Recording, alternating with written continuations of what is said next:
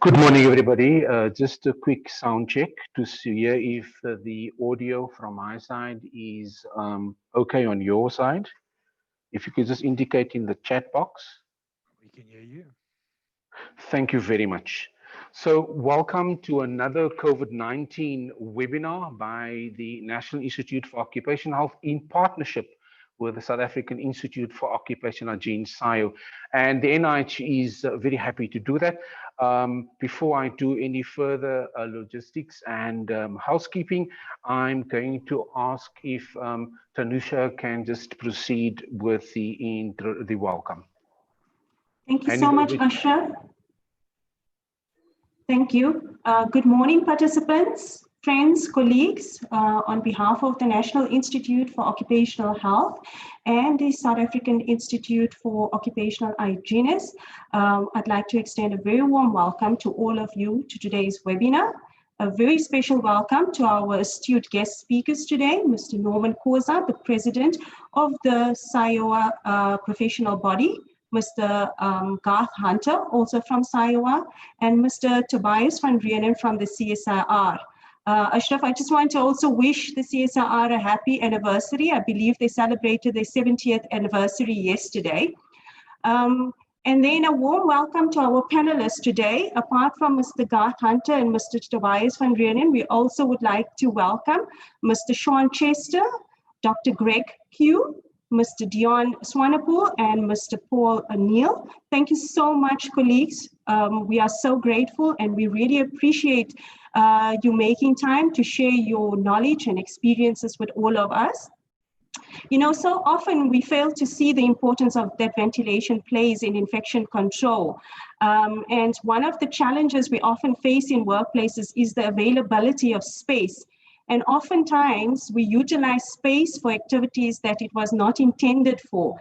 And also sometimes we are oblivious to the number of occupants that can be accommodated in any given space based on the ventilation criteria. So I think that today's session is going to be very informative and a useful one from a prevention perspective, as the guest speakers will unravel the issues and challenges pertaining to ventilation and COVID-19. I would also like to thank the colleagues from the NIOH for coordinating the session, Janet Mangani, ASHRAE, our IT team, Tabani and Glenn, and the rest of the NIOH LI team. Thank you very much, colleagues, for pulling the session together. And thank you to everyone for making the time, the participants, the speakers, and the panelists. May you have a very fruitful session. Stay safe. And back to you, ASHRAE. Thank you very much, Tanusha. That was Dr. Tanusha Singh, the head of the NIOH, the National Institute for Occupational Health's COVID-19 outbreak response team, Occupational Health Outbreak Response Team, OHOT, as well as the head of our immunology and microbiology section within the NIOH. And I have the pleasure of handing over to Mr. Norman Khoza, who is the, and if I can just get this right, I think he's the past president of SAIOH. Norman, I think if you just can correct me there, the 2020 president of the South African Institute for Occupational Hygiene. Norman, I hand over to you. Thank you very much, ASHRAE, and thank you to Dr. Tanusha as well. Welcome to all the colleagues. I think today it's a great day in terms of, the principle of control. Because I think controls actually forms part of what we call universal health coverage. And then also it's part of, the access to health that is also a basic right enshrined in our AU Agenda 2063 and also African Health Strategy as well, 2016 to 2028. And the reason why I'm saying this is because controls actually were supposed to be the primary, steps in terms of alleviating and controlling diseases. And my belief is that we can, institute controls measures without the need to do risk assessment and a lot of things, but using the experience and of expertise that we have in this place. An example that I gave some while ago is that when you go and buy a house in Sandton, you don't need to count the number of thieves in the areas for you to install, security systems. Experience tells you that you need to put control measures, and that's what we do. Same applies in our companies. You don't need to count, the number of fraudsters in your company for you to institute, or implement procurement safeguards as well. So those are the things that we are learning. In our previous training that we had with NIOH, I mentioned the importance of teamwork. And you can see that this is a great weapon, actually, that has been used since the biblical ancient times, and so is ventilation as well. So COVID-19 has clearly taught us or shown us that we need to work together. And that's what we are doing as well. Same as the need to use the other controls. You cannot run away. No, we can't say that ventilation actually is the primary control measures. So we also need to advocate for other controls in collaboration with ventilation as well. So what I will ask all of us is to be creative than to compete with each other. That's why we came and working with different organizations and also working with NIOH as well. It's important for us to think globally but act locally moving forward. I think that is very critical for us moving forward. But finally, Mr. ASHRAE, let me say these presentations are important even beyond COVID-19. I think we welcome the relationship that we have with NIOH and other organizations as well. So therefore, it's important for our members and also the members in public to come together, to work together to make sure that we sort of educate others. So we greatly welcome your suggestion as well. Please, if there is a topic that you want to include, please include it in that platforms and make sure that we give you what you need to know. We acknowledge also the collaboration between NIOH, SAIOH, and also partners, as you hear that we've got lots of organizations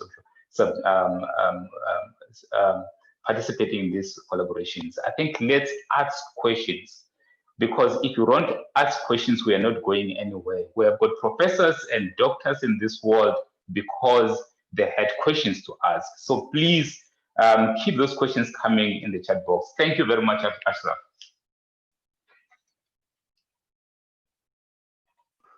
Thank you, Norman. That's Norman Koza, the 2020 president of the South African Institute for Occupational Hygiene, SAIOH. And again, yes, we celebrate this collaboration between the NIOH, the National Institute for Occupational Health, which is a part of the National Health Laboratory Services and a sister institute of the National Institute for Communicable Diseases. I have the pleasure of now welcoming Mr. Garth Hunter, who's also a active member of the South African Institute for Occupational Hygiene. And by means of introduction, Garth Hunter is an occupational hygienist who works in the petrochemical sector.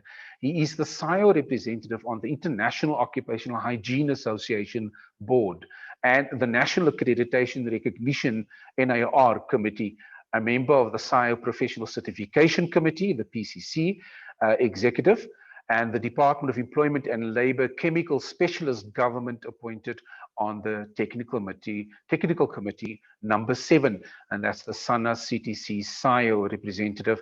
And he's also a member of the provincial, that is KwaZulu-Natal Provincial Occupational Health Task Team for COVID-19.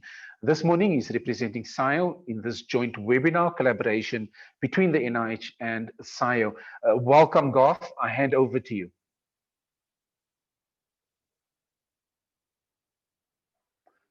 If you could just unmute, Garth. Thank you so much, ASHRAE, and thank you for just everybody for this opportunity to share. It's a privilege to share, and I don't take that lightly. And thank you also for SAIOH for trusting me with presenting on their behalf. And then also to my fellow panelists, and we've been having rich discussions. Paul sending lots of stuff through, Dion Swanepoel sending lots of stuff through, Dr. Greg Q, who's been a we've walked this journey together. I wouldn't be sitting here in front of you if he hadn't actually initiated then a draft paper actually on ventilation, a position paper as he called it at the time.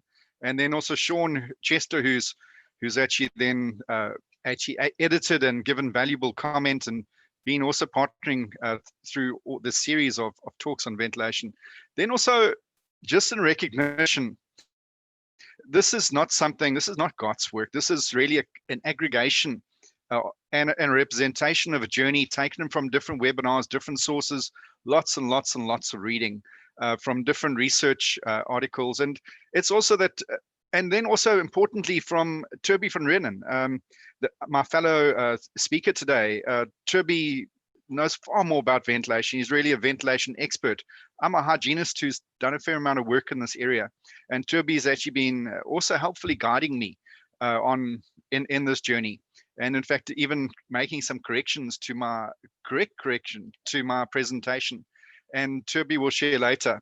It's also that, I think it's also that there may be differences between different scientists, even between the presenters, small differences, but this is really a healthy debate. It's a healthy situation where you're looking at different research. Research is not all consistent. You're really talking about really preponderance of evidence. You're talking about the weight of evidence which is applied to a subject. What I share with you today, anything, may be actually then superseded by other more weighty evidence where the evidence shifts in terms of the ventilation rates or any aspect. In fact, we've never, in my experience, actually had such a period of dramatic shift where what we've said once held to be actually a tenet, this is a foundation of a cornerstone of actually then, this is the way it is. And it's been usurped by actually more current information.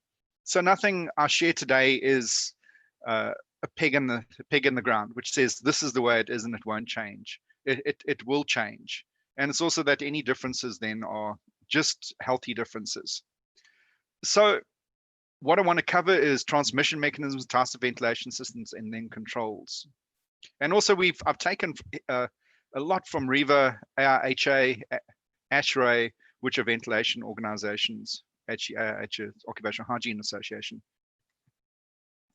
Let me start with the presentation, and this is something which I think is a critical aspect, is that this virus is not naked, and often it's carried in actually then respiratory fluid, in salts, in protein, and I think the problem comes when we understand and look at then on average the virus is about 0.1 micron in size, and when we say that only have that in mind and that's all we see, we're going to actually then come unstuck because we're measuring everything against something that's far larger in reality, is that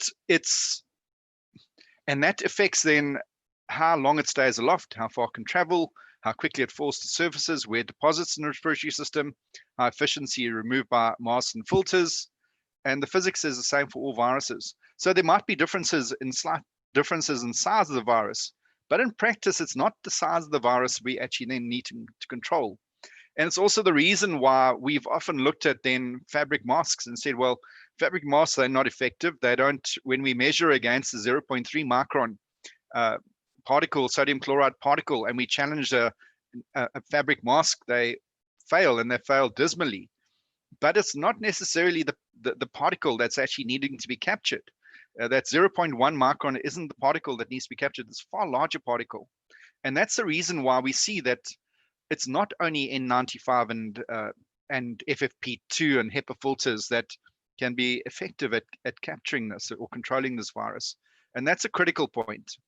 It's also that I'm speaking to the non-healthcare sector controls.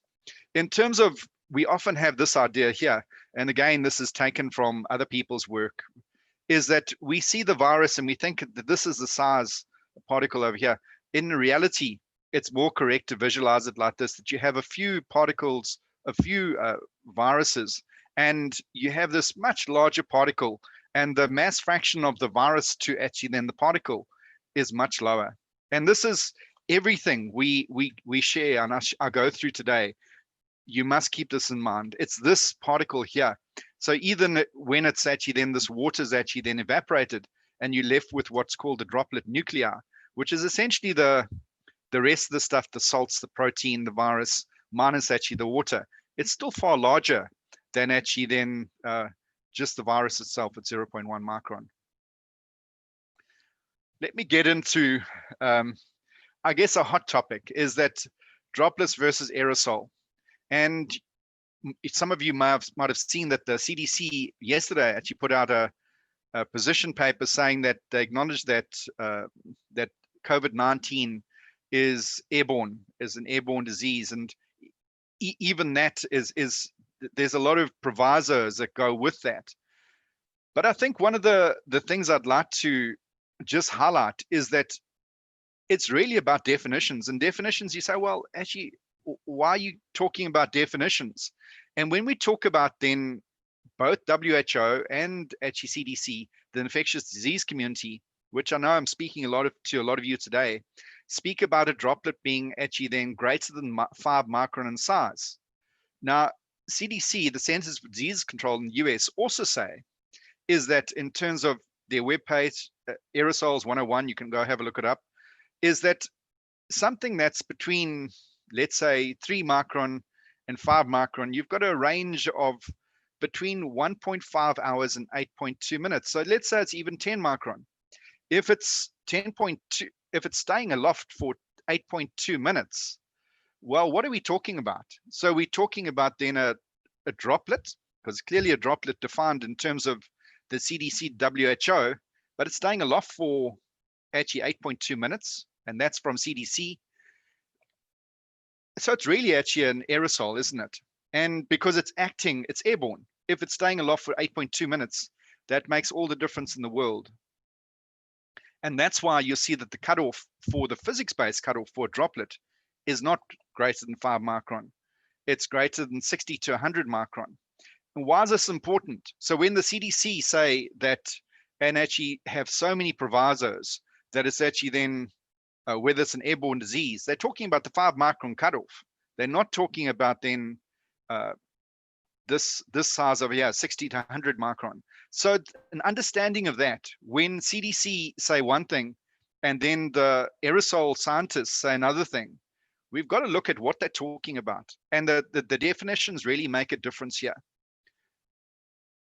It's also that there's some, to speak of these nice clean cutoffs is really nefarious. It's not real. Is that there's really actually a droplet cloud and an aerosol cloud, and actually they're all actually spoken of as actually particles. And you can go look at, there's some excellent webinars on these definitions. And sneezing, we know that sneezing can actually then travel up to 7.7 to 8 meters. That's including actually the droplets. And so we tend to talk about 1.5 meters, whether it's a meter, 1.5 meters, 2 meters, and that's a safe distance. We know it's not that cutoff. It's not a nice binary 1 or 0. But also then there's something else, is that sneezing and coughing is quite rare actually in this pandemic. Is that, I mean, if somebody sneezes next to me or coughs next to me, you'll see me run for the hills. But we still see, in spite of actually then no coughing or sneezing generally, that we see the spread of the disease. And I think this was a key understanding, is that speaking produces 100 times more aerosols than droplets. So speaking is predominantly actually aerosol. And it's also that if you speaking and breathing, the concentration of virus by volume is comparatively higher, more infectious than actually with sneezing or coughing, just by volume of the droplets in the aerosol. And so what we see is, this is Donald Milton. He's just an outstanding scientist, and this is what he shares, is that we get what we call ballistic. He talks about sprayborne. When we're talking about a physics-based cutoff of 60 to 100 micron, we're talking about a sprayborne disease. And what does a sprayborne disease means? That if I cough, I won't cough loudly here, and that is these particles over here. And these particles over here are greater than the inhalable droplets, are greater than 100 micron. And they're the ones you see in green on the screen there. We're talking about then the thoracic aerosol less than 10 to 15 micron, we can see those are the orange particles. And then we're talking about your respirable aerosol, which is 2.5 to 5 micron. And you can see that the difference then, why actually cutting these large droplets, you can see that the fabric masks will do a fantastic job of cutting off those. This below over here, you can see when you're wearing a mask, all these large ones actually get taken out of suspension, because we're actually measuring and we're saying, fine, if you've got an FFP2, it's taking down to 0.3 micron. But even your fabric mask is doing a good job at taking the large particles out. So you're not getting your sprayborne.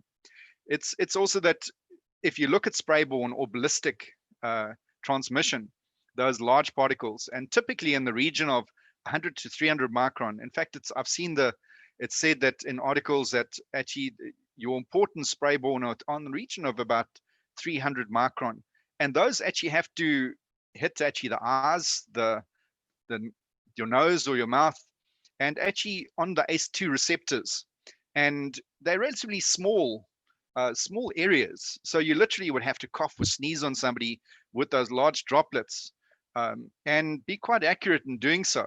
And you can see that there's a very fast cutoff of those sprayborne or ballistic projection of these large particles, these large droplets.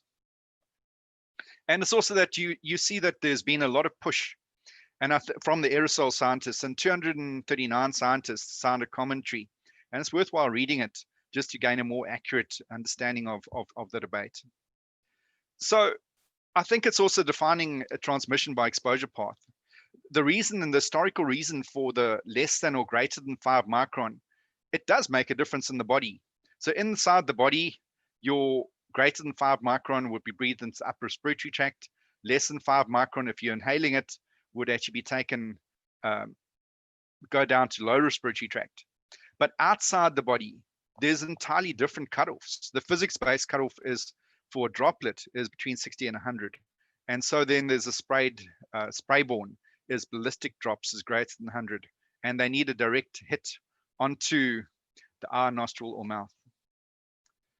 So this is another important slide, is that, again, taken from other people, is that there's research which shows that for breathing or talking, actually from 20 centimeters, 200 millimeters, actually aerosols actually dominate as actually the exposure path.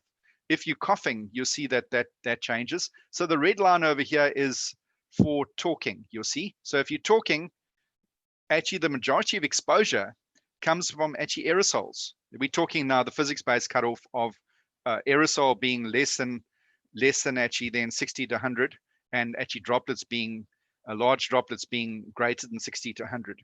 So I'm leaving behind the rest of the talk. I'm speaking in terms of the aerosol community. So if you're talking about the CDC cutoffs, you'll have to adjust what I was saying. It'll be incorrect if you're speaking in that terminology, what I'm saying. And you'll see that the understanding for the aerosol community and what the 239 scientists said is that primary transmission mechanism of COVID-19 is through aerosol exposure and not large droplets. Is that measles, it's also then look at the reproductivity or the attack rate number, which is measles has a RO of 15, which means it's highly infectious. And COVID-19 has an RO of about 5.7, and influenza an RO of about 1.3. It's also understood that depends, this is not a set number. You'll see in different circumstances, different settings. You'll see for COVID-19, I've seen ROs of about 2.2, and they may change, depends on then the individual, the environment, and so much else. So I'm not speaking emphatically here. And it's also that we see that COVID-19 doesn't spread between floors and multi-story buildings. And I'll show you then an example of that. In summary, on the droplets versus aerosols, I found this extremely helpful, and it's taken word for word from a scientist, is that measles is a high contagiousness aerosol-driven disease. We all agree with that. COVID-19 is likely a lower contagiousness aerosol-driven disease. It infects best at close proximity also at the room scale if we help it along.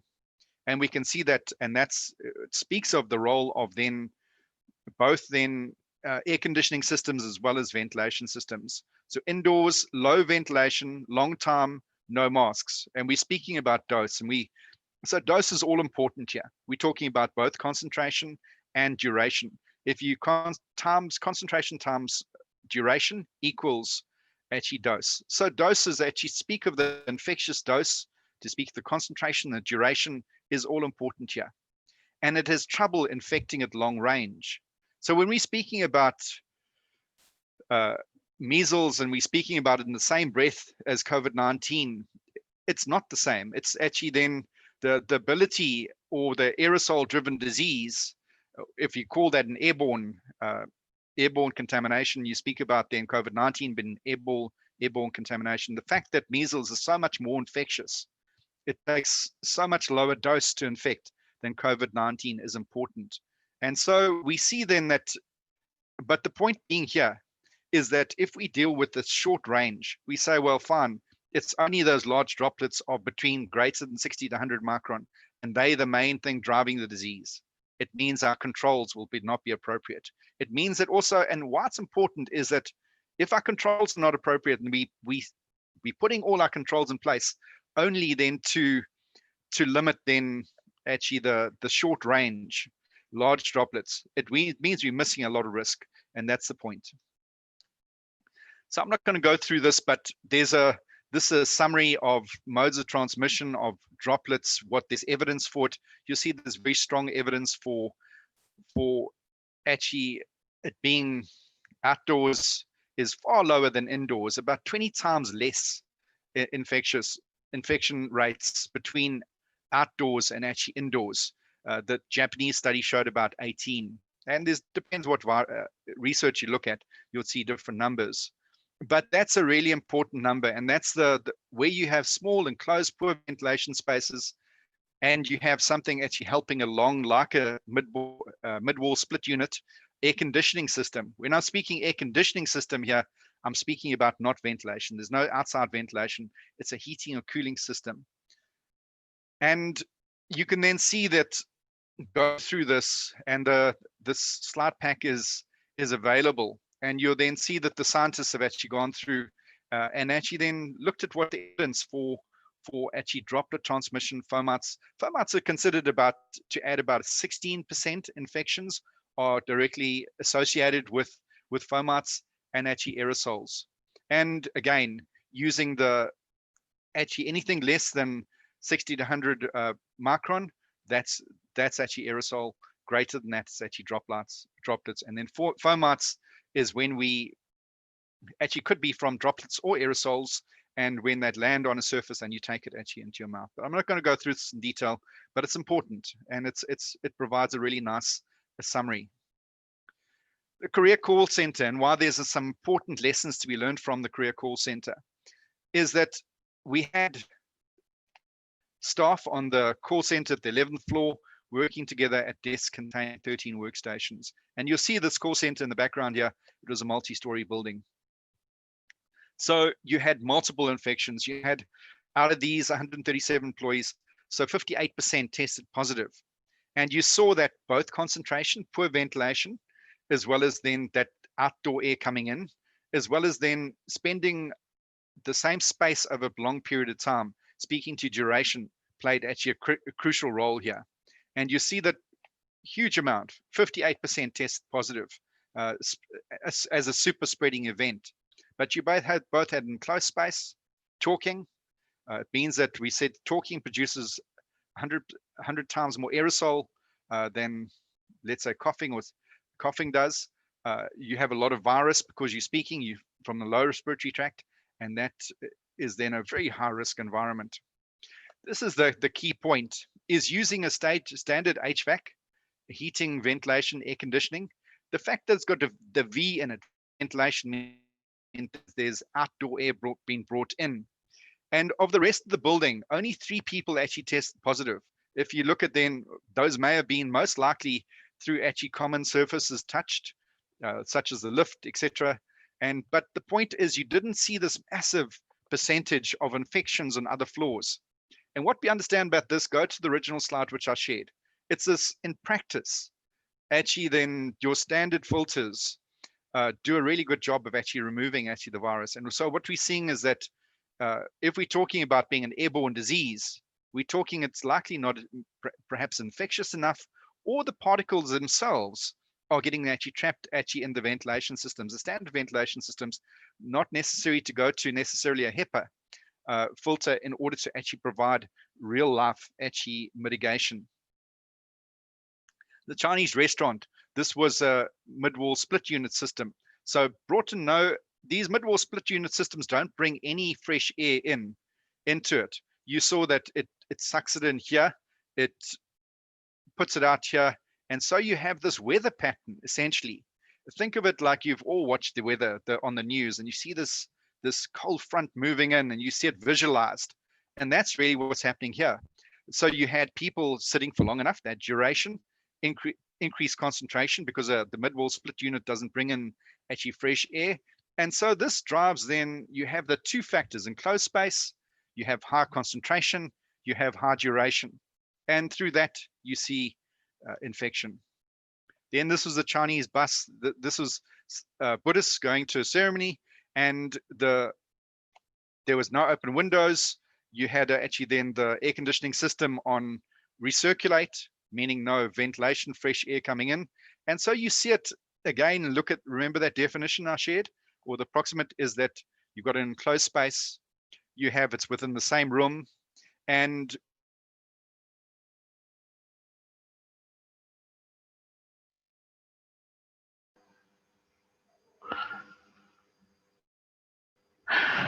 I'm not sure if you could still hear us. I'm just checking. Sorry, I'm back again. Okay, thanks, Garth. Go ahead. My apologies.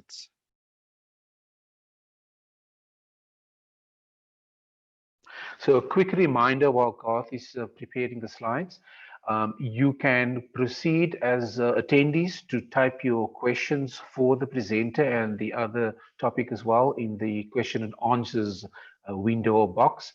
The presenters who are not presenting and the panelists will proceed to answer your questions.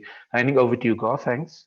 Thanks. So over here in the Buddhist bus, is that you saw then that you've got all the recipe. You've got actually enclosed environment. It's the same room, and that's what we're talking about. It's airborne transmission within the same room. We don't see evidence of long-range transmission outside of a room between floors.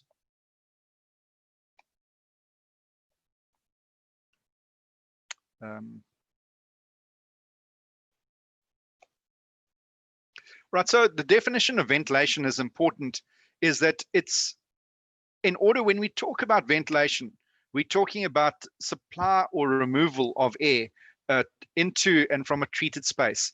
You have to have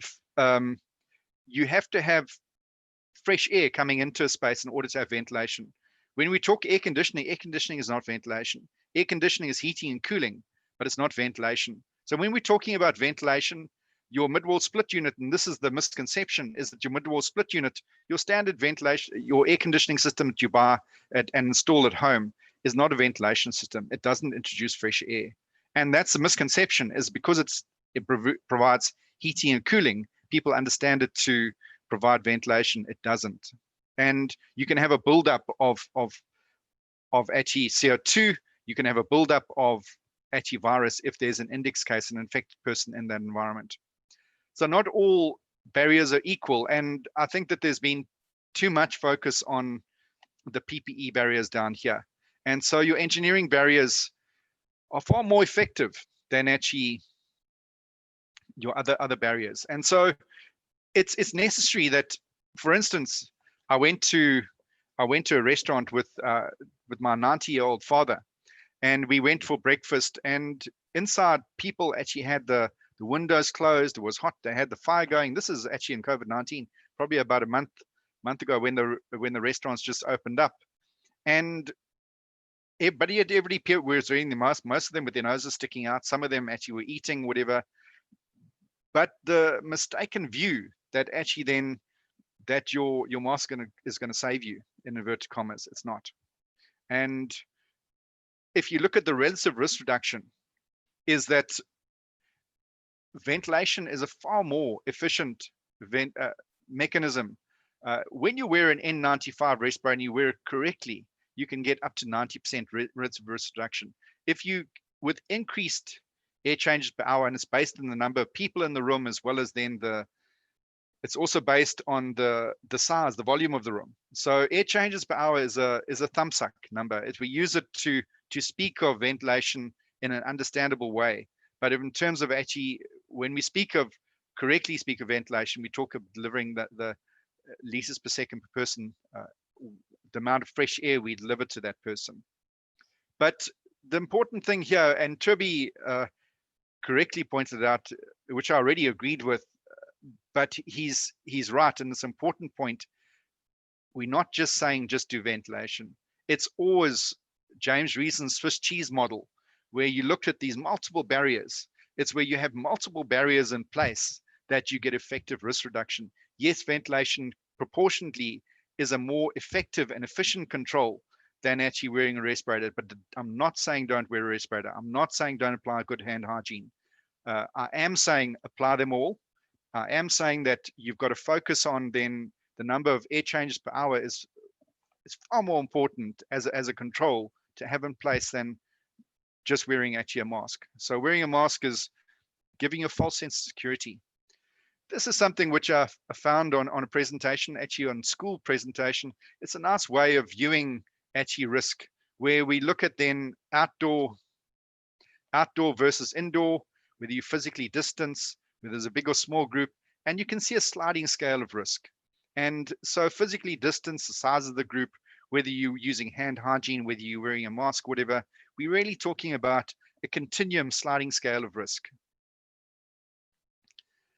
So what are we speaking about when we talk, what are we trying to achieve by, and this is a really nice slide, I think it was produced by Donald Milton, is on the left-hand side at the bottom here, you can see that you've got the blue is then you've got this fresh air coming in, and it's basically an exhausting actually then the air in the room, and you're moving air through the room.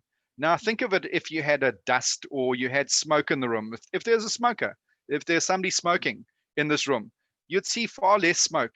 And if you didn't have anything, you just had an air conditioning system and you're just recirculating, no ventilation, the amount of smoke building up in this room would reach right to the end of the room. And actually then comparatively, that shows what we're trying to achieve. We're trying to reduce figuratively the amount of smoke in the room. And by using good ventilation, by the more actually then air changes we can achieve in that room, air changes per hour. So what air changes per hour means that you're taking the air in the room and you're changing it out for fresh air. So if we're talking about 12 air changes per hour, you're taking the entire volume of that room and you're replacing it with fresh air 12 times in that hour. And you can see over here, this over here just doesn't show then windows, but you see in the example above, there's actually also windows and doors can also be. So it's not just, you can use natural ventilation, but there's limits to natural ventilation. Depends really on how many windows you have, depends on the weather conditions, where the wind, which direction the wind is blowing from, how strong the wind is, so many different factors. It's far more less understandable. So in terms of, I'm not going to cover this in detail. And again, is it two, let's say in the SANS 10400 Part O 2011, and that speaks to ventilation requirements under the guides and national building regulations, is that in classrooms pre-COVID, we are talking about 2 air changes per hour. And the problem was that it was based on comfort and preventing body odor, so that it didn't smell stuffy. If we want to achieve actually a reduction in health risk, we're talking a thumbsuck number, limiting transmission. We're not talking about eliminating risk. We talk about limiting risk of HBA transmission. We're talking, and that's why already actually in the standard, if they're talking about trauma ER waiting rooms, radiology waiting rooms, and triage, the SANS code talks about 12 air changes per hour. And that's, as I said, air changes per hour, it's a thumbsuck number, but it provides a nice, easy guide. Sometimes more understandable than talking about the number of liters per second per person delivered to the occupants in the room. So if we go to what we traditionally had, is that research shows ASHRAE guidance of 700 ppm above ambient. So where does the CO2 come from? CO2 comes of all of us as humans, if you're living, which will be all of you in this room, I'm assuming, is that we'll be actually exhaling CO2 on a quite a standard rate. And this provides us a marker for the quality of air. It means that if you have an index case over there, and you can actually then use this as a marker or benchmark to determine how many air changes per hour, what your ventilation rates are to that room. And we know then that if we're going on the body odor, which is a 700 ppm above ambient CO2, it doesn't prevent measles, influenza, or rhinovirus. And most of these things align. SANS 10400 Part O, the EN 16798, and research all align on then the 15 liters per second per person is what's actually needed to actually control actually COVID. So, or HBAs, is that if we're talking about, remember what I also then, all right. So if we're talking about that CO2 moving from 700 above ambient, which is allows you more CO2, and you're moving to keeping CO2 actually below 400 above ambient. So what ambient means is that the CO2 concentration in the outdoor air. If you add then 400 to that, we're saying you then that's what actually effective control actually looks like. So, but the proper number, the ventilation rate, is 15 liters per second per person. And you will see different numbers. I'm not saying that emphatically that that's the, you'll see different research, but there's general agreement on that number. And that's approximately, depending on the number of occupants and then the volume of the room, approximately 12 air changes per hour to that room. In practice, that it's difficult to take a static monitor to then you'd have to actually go, let's say, measure the CO2 outside, then you add 400 ppm to it, and it becomes a little bit difficult. Typically, our CO2 concentrations, they range from about, I've seen 380 to around 520 as high as, but the recommended guidance for CO2, the actual number is less than 400 above the ambient CO2 concentrations. The practical number is that because your meter, your data logger can only measure actually just the concentration in the room. If you set it to alarm at 800 ppm, this would approximately equate then to 15 liters per second per person. And you can see this graph shows that. What this graph also shows is that you can't go and actually measure CO2 in a room where there haven't been occupants. It really is meaningless. You're going to be measuring really ambient actually concentration and say, well, I've gone and measured it, therefore it's safe for use. You could actually have an entirely closed room, and within an hour or two, you have really high concentrations of CO2, and you could also then have high concentrations of virus if there's somebody infected in that room. So it's also important that you then measure the CO2 concentration after the room has been occupied for a certain period of time. And so the recommendation is approximately at about 2 hours. And you can see over here that if you deliver 15 liters per second per person ventilation rate, that it keeps the CO2, controls it to a constant level. Whereas over here, this is actually infiltration only through no ventilation. You can see that after about 2 hours, that you'll go above actually 2000 ppm. That's with no ventilation.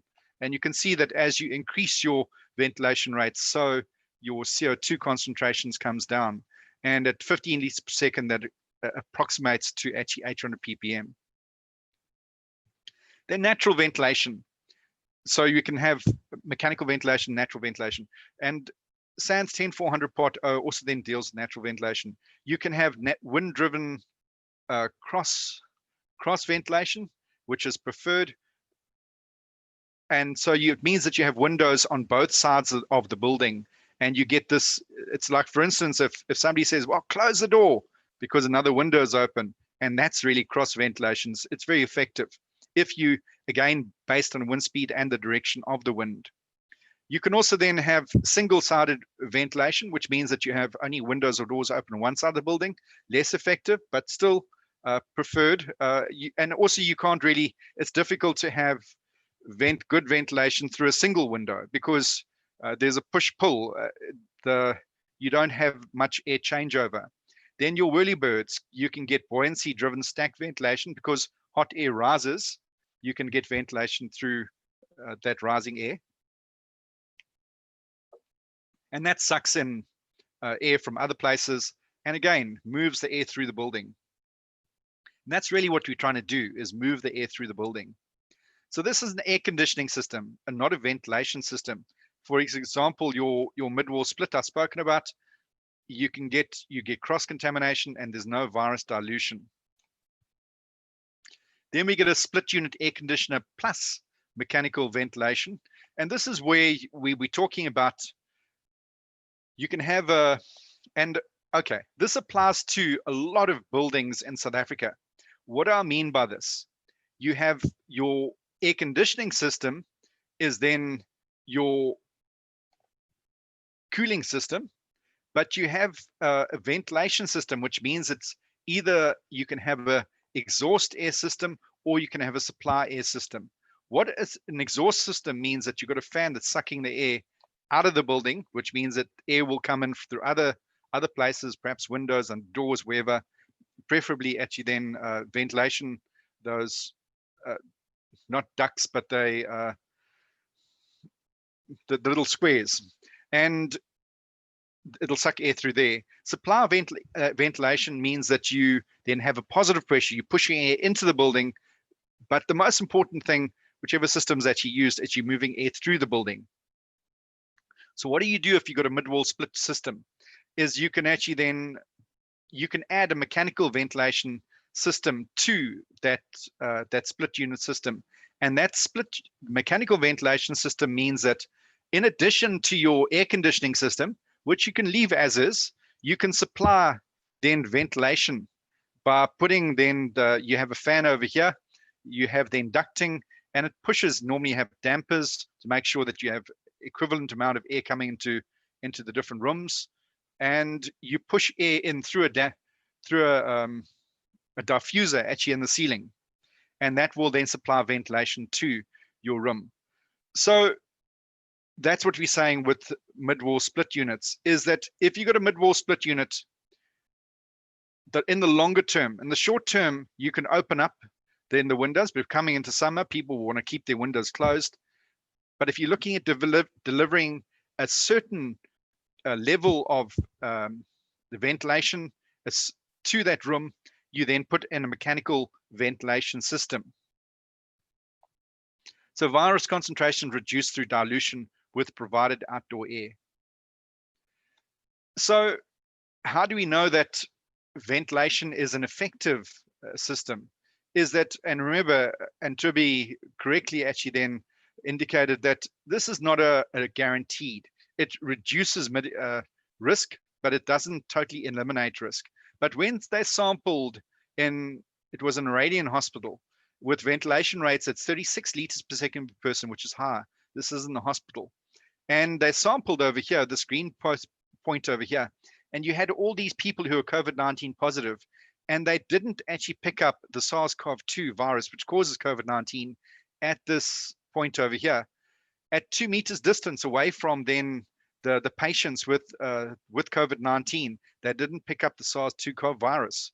And think of it is that people smoking in that room, there's very little smoke, very little virus, because they're moving the air through the room. And that's really what we're trying to do. And that's why ventilation is a really, I'd say it's a key strategy, but it should be always used in conjunction with other strategies as well. Then this is a all air HVAC system. This is where both your heating, ventilation, air conditioning system is part of a single system. So in terms of your big multi-story buildings, nearly all of them have HVAC systems, where you have then your outdoor air intake, means fresh air is coming in, ventilation is coming air, it supplies air in through your diffusers in the ceiling, and it's sucking the air out, and you should be closing your dampers so that you're not moving the air through then the filters and you're exhausting the air outside. And of course, then if you think of certain guidance is that if you're not moving air through your filters, why then do you need HEPA filters? It's also because actually the real particle, either the droplet nuclei or then the aerosol with which is actually got what's still actually the fluid on it, is far bigger, and so is being trapped by the ventilation system. And we see then that even actually in multi-story buildings, COVID-19 isn't transported between floors. So this is the prioritization of engineering controls. So ventilate with outdoor air, your most efficient mechanism. And what we're saying is move air through the building, move air through the building. And that's the, you can see that if you open the system dampers, it's the most efficient. You close the system dampers, that you actually then, and you exhausting all the air, it's the most efficient. Then increasing filter efficiency with an HVAC system. And there might be times where this is appropriate to actually move the, particularly if you've got then, if you've got very polluted outdoor environment, and you should then, there's ISO standards for then for the filters. Also then the Americans talk about MERV ratings for the filters. And there's some really key differences between those, which Toby might cover. And then supplement with portable air cleaners. This shouldn't be your first go-to. It's you providing an overly complex solution for a problem which is likely to be able to be solved by applying other engineering controls, which means it's just not good practice, not a clever thing to do, because then you have to maintain it, you have to make sure that the air filters are working properly, etc., etc. So assessment of all buildings, developing limitations of use. In practice, you need to actually assess each building. Each building, there can't be a set, you only occupy a building for so long. It depends really the type of, this building over here is an HVAC system. We look at then things, whether there's natural ventilation, doors, cooling system, mechanical ventilation, dampers only, whether it's compliant with SANS Part O, whether it's outdoor air, the floor area, the number of people. And we develop limitations for use is that you can then occupy with so many people and you got to monitor for your CO2. Once we establish that that building is safe for use, and when we've continuously monitored for CO2, we can then drop the requirement to monitor the CO2 because we know that we're able to actually keep the air below 800 ppm CO2 as a marker, as a proxy for the SARS COV2 virus. For example, over here, this one over here, there's a split unit air conditioning, there's no ventilation to the system, and you see that going through a similar exercise for these buildings over here is it can take 6 people, you must keep the doors and the windows open for the duration, plus you must monitor CO2. And your need to monitor CO2 over here is so much higher because you're relying on natural ventilation.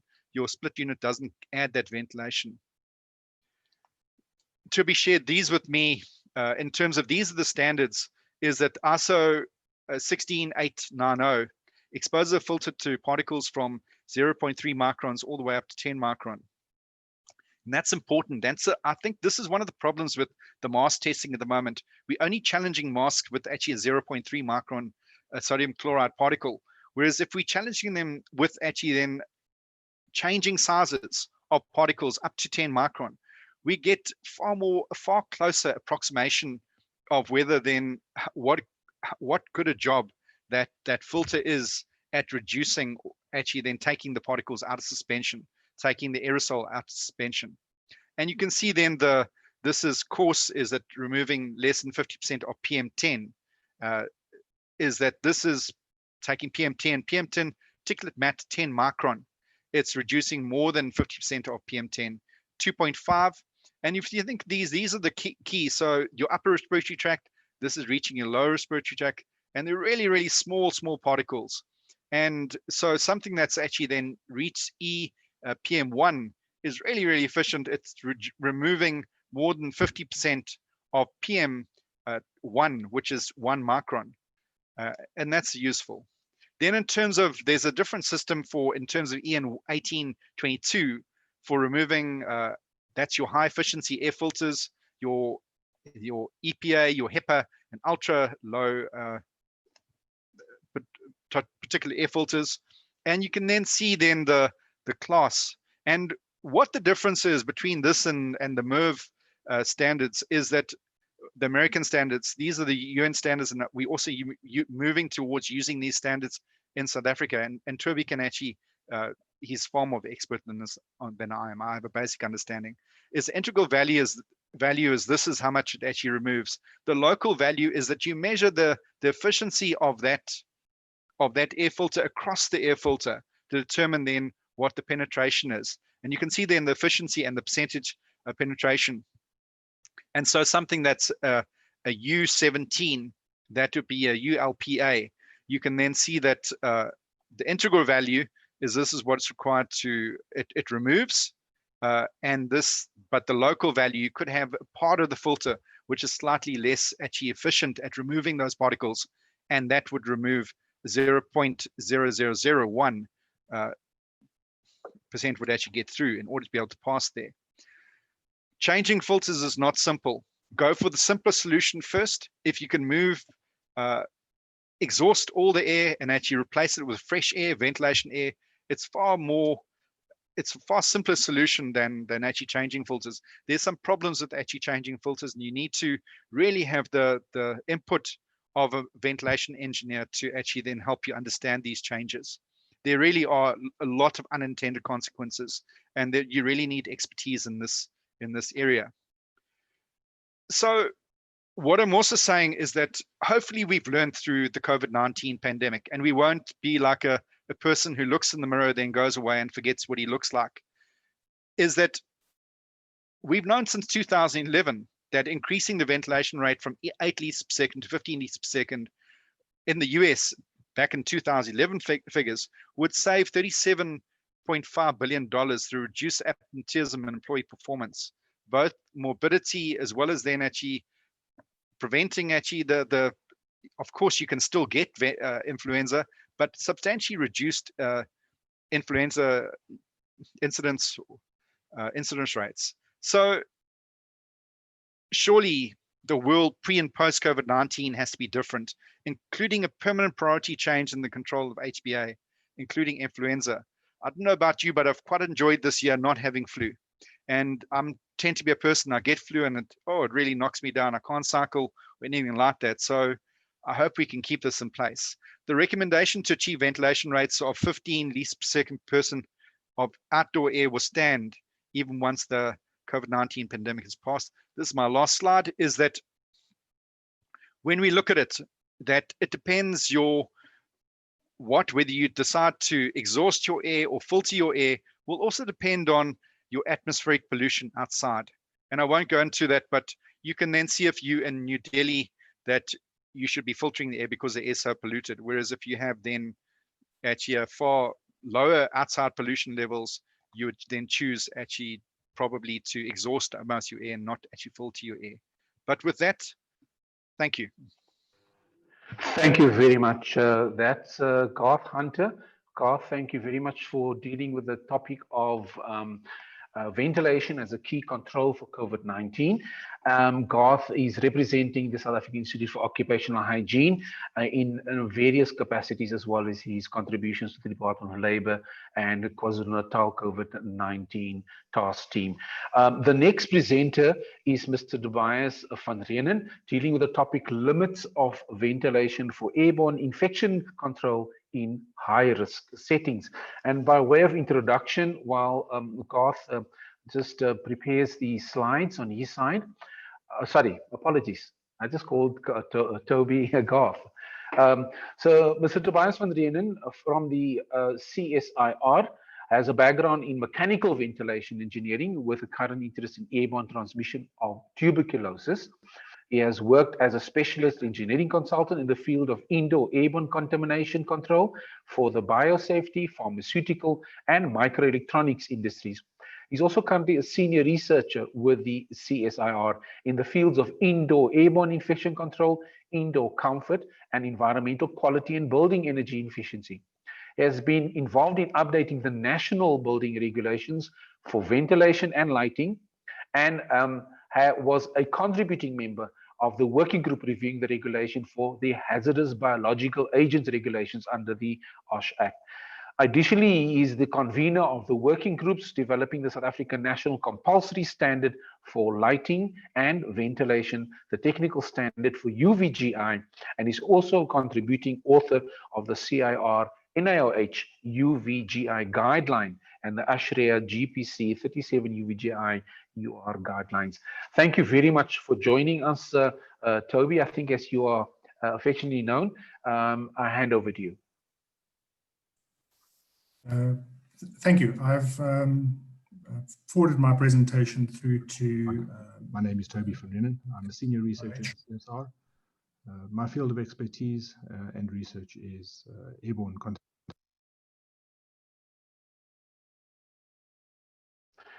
Thanks for that, Toby. I'm just going to ask my colleague Glenn to maximize the screen. In the meantime, a quick reminder. I didn't congratulate the CSIR on its anniversary, as mentioned by Dr. Tanusha Singh, but a quick reminder to all our attendees, please type your questions in the Q&A box, and we are going to ask our presenters as well as our panelists to answer it there. So I'm handing over back to you, Toby, and Glenn. I think Glenn is preparing the sharing of your slides. Essentially, if I understand correctly, your slides have been pre-recorded. Yes, thank you. They've been pre-recorded just in case we have any connection problems. So Glenn will just, I think, hit play on that side. I think he just needs to hit F5 and it should continue. Thank you, Glenn.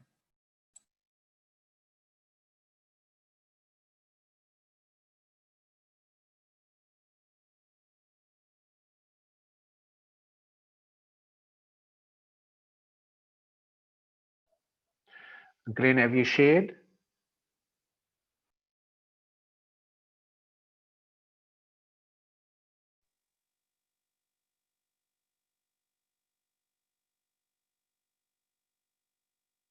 My name is Toby van Reenen. I'm a senior researcher at the CSIR. My field of expertise and research is airborne contamination control and ventilation. I've spent the last few years doing research on ventilation and airborne contamination control as it pertains to tuberculosis in healthcare settings in South Africa.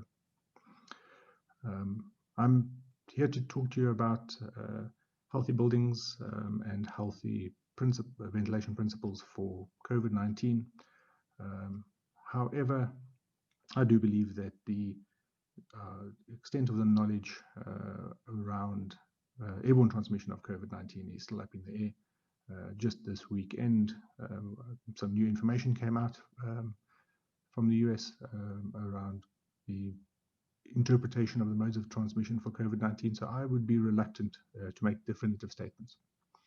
So on that point, the majority of this talk will be from the perspective of TB, which is a much larger problem in South Africa than COVID-19, just not as public, and our level of knowledge and expertise around transmission routes and what is required from our ventilation systems to achieve safer buildings is a lot sounder than for COVID-19 and quite likely applies to both diseases.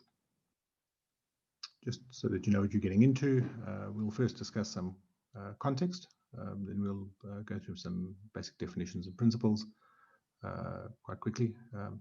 Then I want to speak to you about the probability of airborne transmission, the model and the calculation of airborne transmission rates and ventilation rates associated with transmission rates. Using those calculations, then we will together work out how much ventilation is required to prevent airborne transmission. We'll discuss the application and limits of natural ventilation using the same information from the previous calculations. Then I also want to talk to you a little bit about the effects of proximity and design as it pertains to this whole topic, and then we'll wrap it up. The context of this slide is one in which TB remains a leading healthcare risk and healthcare concern in South Africa. At this stage of the course, we should all be in agreement that TB is spread by the airborne transmission route, and I trust that we all understand what that means, because I don't think I'm going to elaborate on that much further. Considering healthcare occupational risks, this chart shows the relevant prevalence or relative risk of healthcare students or healthcare workers in South Africa. And you can see from the values indicated there that those two subgroups have a relative risk ratio of in excess of 100 times the rest of the population of South Africa. And that is concerning, and that is important. Going forward and in the long term, while COVID has the spotlight at the moment, we should not lose focus on the importance of healthcare workers and the risk of exposure for healthcare workers to TB. I always refer to this study because I think it's very important. A 2012 study by the University of Oregon proved that while clinics or spaces with open windows had more microorganisms, environments with closed windows happen to be more pathogenogenic, which meant that those environments looked more like human soup, whereas open window environments looked like the outdoors. They also found that the ventilation method accounts for a greater variance in airborne bacterial pathogenicity than ventilation rates alone. And this is a theme that we'll come to again and again in this talk, that ventilation rates alone are probably insufficient to control airborne contamination. I just want to be clear about the definition of ventilation. It is the supply of fresh air to a room for the purposes of diluting or flushing airborne contaminants. WHO, CDC, and even local legislation prescribes 12 air changes per hour for airborne precaution rooms. This is also commonly interpreted as being the ventilation rate required for high-risk congregate spaces, such as waiting rooms, etc. When we're talking about the steady-state concentration of a contaminant in a space, in a room, it's handy to think of the resultant steady-state concentration as a function of the ratio between the supply or the source strength of the contaminant in that space and the rate of supply of fresh air. Obviously, as the source strength of the contaminants increases, the condition or the steady-state concentration of the contaminants in that space is also going to increase. Therefore, when we think about ventilation rates and prescribing ventilation rates, we need to be cognizant of the source strength, and that being the type of disease or the nature of the disease, and not just be prescribing blanket ventilation rates for all types of spaces. Put another way, the indoor contaminant concentration is a function of the rates at which the room contaminants are generated or removed from a room. In a fully mixed room, this equation here describes the relationship between the concentration in the room and the volume of supply air. In an ideal situation, you'd like to reduce that term to zero. That would reduce the transmission risk to zero. I'm sure we all understand what reproductive numbers are. Environmental reproductive numbers is a similar concept. It's the number of secondary infections that arise from each index case during a visit in a space. When the environmental reproductive number is greater than 1, the space conditions amplify the disease and may contribute to an outbreak. Calculating the probability of infection is, in theory, not difficult. The probability of infection is the number of new cases arising as a ratio from a number of susceptibles. In practice, it's a little bit more tricky. This is the Wells-Riley equation or the Soper-Reed-Frost equation, depending on which literature you read. It's more commonly known as the Wells-Riley equation. It's a natural growth curve, as you can see from the natural growth constant over here. The terms of interest are up there. What you can see in that equation is I, which is the number of infectious persons in a space. Q is the quantum generation rate, which is the number of infections.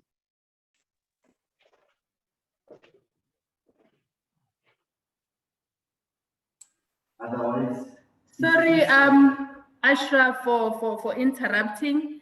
So we have requested Toby to try to load a PowerPoint presentation and talk to it directly. So he will be able to share just now. Thank you, Ashraf. Thank you for that. In the meantime, I'm going to ask, while we're sorting out the technical aspect, you to just type your questions in the Q&A box. And also for those who might feel that they would want to watch this again, I have posted in the chat box a reminder to everybody that all presentations in both audio and video form, and the recordings themselves, the presentation slides themselves as well, and other resources are shared on the NIOH website. That's www.niOH.ac.za, and all of that will be there. In the meantime, I see that the slides are now about to be maximized to fill the screen, and I'm just going to check if Toby is ready to share that with us, as well as if he's ready with his microphone. Yes, Toby, I see you have opened your microphone. Please proceed. Thanks. Yeah, is my microphone on? Yes, and I can hear you clearly. Thank you very much. Okay, I'm just going to go back to the beginning of this slide. Apologies for the audio there. I hope it's better now. So what I was talking about on this slide was the Wells-Riley probability of infection, which is this equation. And what you will see in that equation is the, now I can't draw on the screen on this laptop, unfortunately, but in that equation, you'll see on the, in the exponent of that term, you have the number of infected individuals, pulmonary ventilation rate, which is your breathing rate, and the quantum generation rate, which I'll talk about in a minute. Exposure time, which is the time that you're exposed to this infectious environment, and then below the denominator of that exponential component. Sorry, Toby, can I interrupt? Sorry, my apologies. Do you want to start from the beginning? We have enough makeup time because of the number of panelists we have to address questions.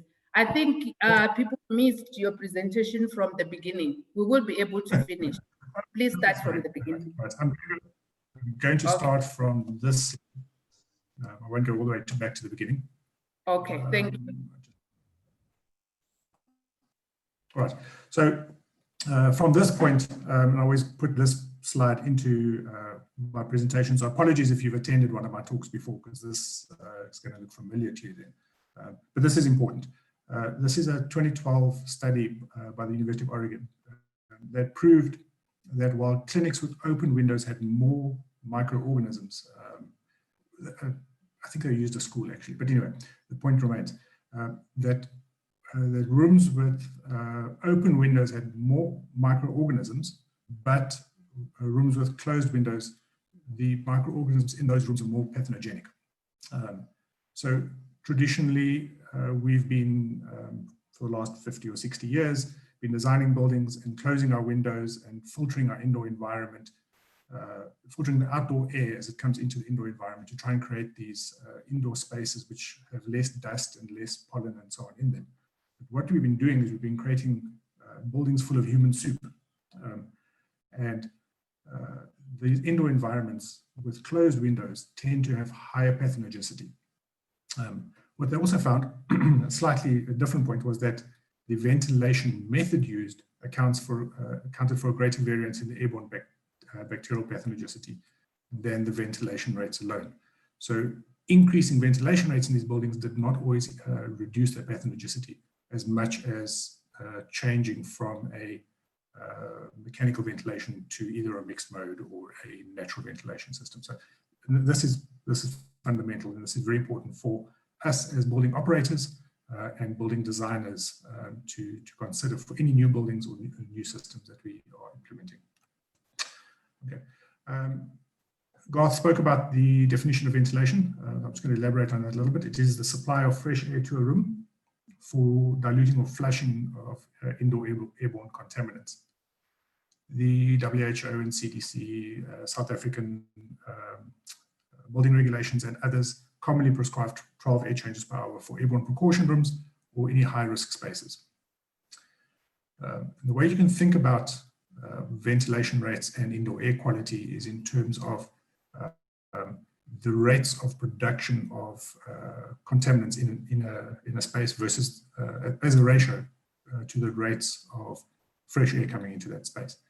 And the higher the ratio of contaminants to fresh air, the lower your indoor air quality is. And in this context, the more pathogentic your indoor environment can be. If you can reduce that ratio of the contaminant source strength or the inflow of contaminants into that space to the volume of fresh air coming into that space, you can decrease the risk in those rooms. Now, increasing ventilation rates isn't the only way to achieve these improved conditions. You can also reduce the number of people in the space, which is often what we prescribe.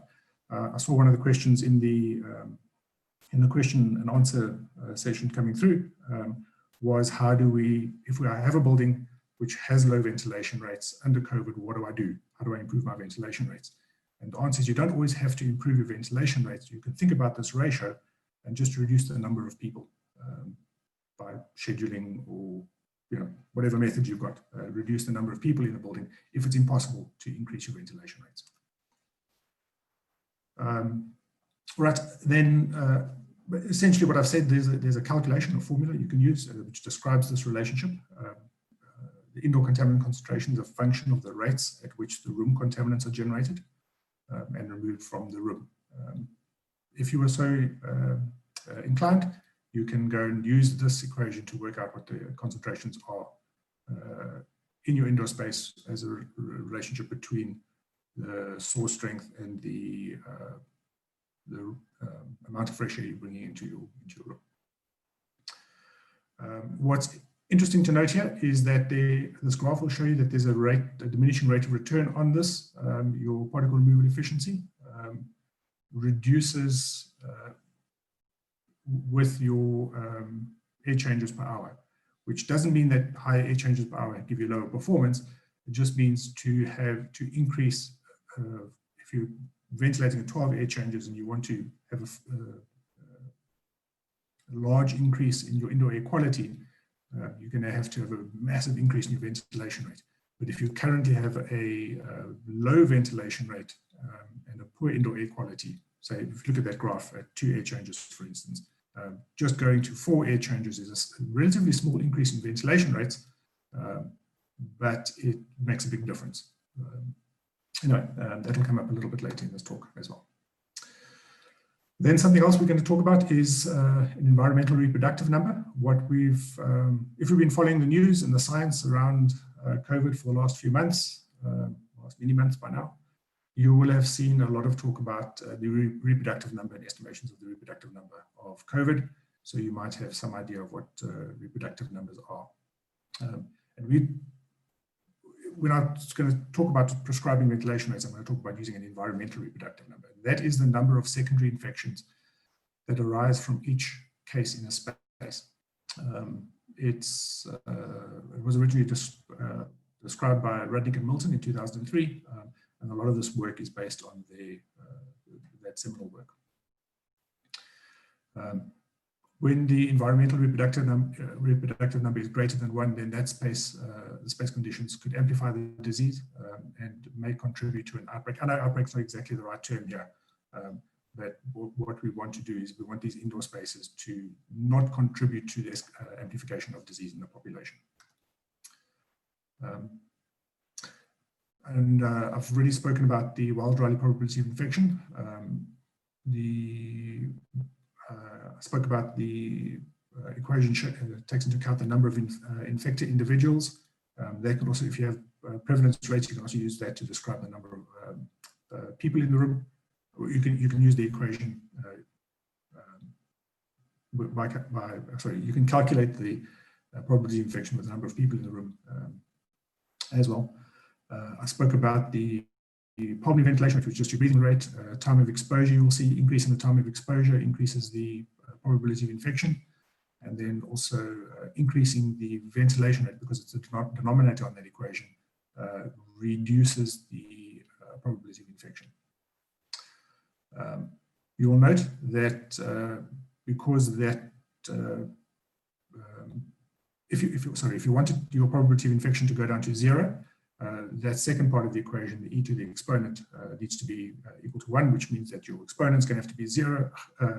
Exponent's going to have to be 0, which means that your either your time needs to be 0 or your ventilation rate needs to be infinite. So from this model, you can see that it's impossible to get to 0 risk of infection by increasing your ventilation rate. And this is the reason that you've got that diminishing rate of returns on probability of infection with increasing ventilation. And then I spoke about the quantum generation rate, that Q value. And this is, if you read some of the literature about this, you'll see it's often misinterpreted as an actual number of particles that are emitted.